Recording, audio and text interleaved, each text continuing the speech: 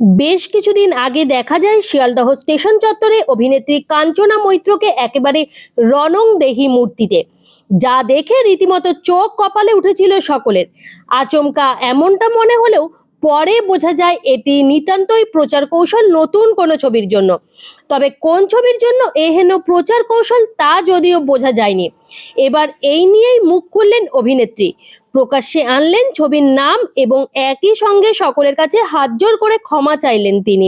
চলুন শুনে নেওয়া যাক সেই ঘটনায় অভিনেত্রী কাঞ্চনা মৈত্রর মুখ থেকে। নমস্কার, আমি কাঞ্চনা মৈত্র। সাম্প্রতিককালে শিয়ালদা স্টেশনে যে ঘটনাটি ঘটেছে সেটি আর কিচ্ছু নয়, আমার নতুন বাংলা ছবির প্রমোশনের একটি অংশ। ছবির নাম কপাল। 19শে সেপ্টেম্বর আপনাদের সকলের নিকটতম প্রেক্ষাগৃহে আসতে চলেছে বাংলা ছবি, আমার বাংলা ছবি কপাল। কারোর অনুভূতিতে আঘাত দেওয়া সত্যি আমার বা আমাদের টিমের কারোর উদ্দেশ্য ছিল না, বিশ্বাস করুন।